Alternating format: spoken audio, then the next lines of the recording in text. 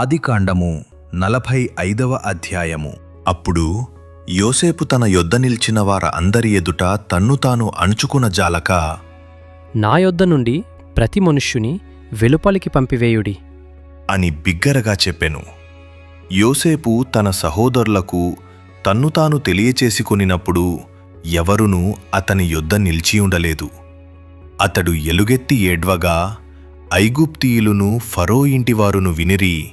అప్పుడు యోసేపు, నేను యోసేపును, నా తండ్రి ఇంకా బ్రతికియున్నాడా అని అడిగినప్పుడు అతని సహోదరులు అతని సముఖమందు తొందరపడి అతనికి ఉత్తరము ఇయ్యలేకపోయిరి. అంతట యోసేపు, నా దగ్గరకు రండి అని తన సహోదరులతో చెప్పినప్పుడు వారు అతని దగ్గరకు వచ్చిరి. అప్పుడతడు, ఐగుప్తునకు వెళ్ళునట్లు మీరు అమ్మివేసిన మీ సహోదరుడైన యోసేపును నేనే. అయినను నేనిక్కడికి వచ్చినట్లు మీరు నన్ను అమ్మివేసినందుకు దుఃఖపడకుడి, అది మీకు సంతాపము పుట్టింపనీయకుడి. ప్రాణరక్షణ కొరకు దేవుడు మీకు ముందుగా నన్ను పంపించెను. 2 సంవత్సరముల నుండి కరవు దేశములోనున్నది సేద్యమైనను కోతయైనను లేని సంవత్సరములు ఇంక 5 వచ్చును. మిమ్మును ఆశ్చర్యముగా రక్షించి దేశములో మిమ్మును శేషముగా నిలుపుటకును ప్రాణముతో కాపాడుటకును దేవుడు మీకు ముందుగా నన్ను పంపించెను. కాబట్టి దేవుడే గాని మీరు నన్నిక్కడికి పంపలేదు. ఆయన నన్ను ఫరోకు తండ్రిగాను అతని ఇంటివారికందరికీ ప్రభువుగాను ఐగుప్తు దేశమంతటి మీద ఏలికగాను నియమించెను. మీరు త్వరగా నా తండ్రి యొద్దకు వెళ్ళి అతనితో, నీ కుమారుడైన యోసేపు దేవుడు నన్ను ఐగుప్తు దేశమంతటికి ప్రభువుగా నియమించెను, నా యొద్దకు రమ్ము, అక్కడ ఉండవద్దు. నీవు గోషెను దేశమందు నివసించెదవు. అప్పుడు నీవును నీ పిల్లలును నీ పిల్లల పిల్లలును నీ గొర్రెల మందలును నీ పశువులును నీకు కలిగినది యావత్తును నాకు సమీపముగా నుండును. ఇకను 5 కరవు సంవత్సరములు వచ్చును గనుక నీకును నీ ఇంటివారికిని నీకు కలిగినదంతటికిని పేదరికము రాకుండా అక్కడ నిన్ను పోషించెదనన్నాడని చెప్పుడి. ఇదిగో మీతో మాటలాడుచున్నది నా నోరే అని మీ కన్నులును నా తమ్ముడైన బెన్యామిను కన్నులును చూచుచున్నవి.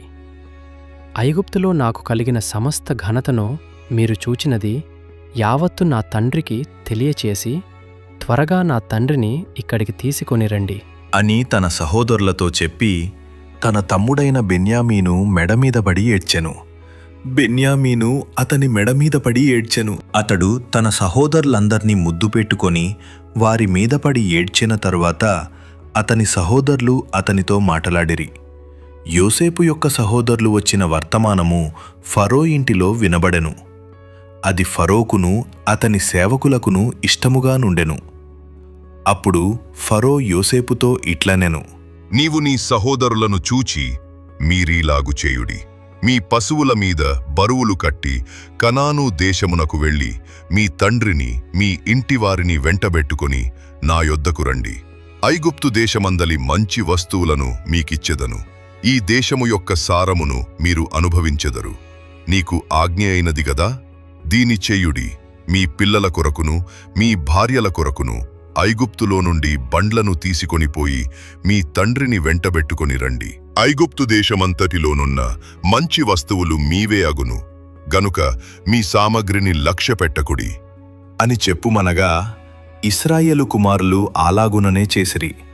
యోసేపు ఫరో మాట చొప్పున వారికి బండ్లను ఇప్పించెను, మార్గమునకు ఆహారము ఇప్పించెను. అతడు వారికి 2 దుస్తుల బట్టలు ఇచ్చెను.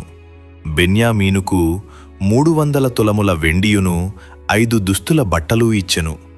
అతడు తన తండ్రి నిమిత్తము ఐగుప్తులోనున్న మంచి వస్తువులను, మోయుచున్న 10 గాడిదలను, మార్గమునకు తన తండ్రి నిమిత్తము ఆహారమును, ఇతర ధాన్యమును, తినుబండములను, మోయుచున్న 10 ఆడుగాడిదలను పంపెను. అప్పుడతడు తన సహోదరులను సాగనంపి వారు బయల్దేరుచుండగా, మార్గమందు కలహపడకుడి అని వారితో చెప్పెను.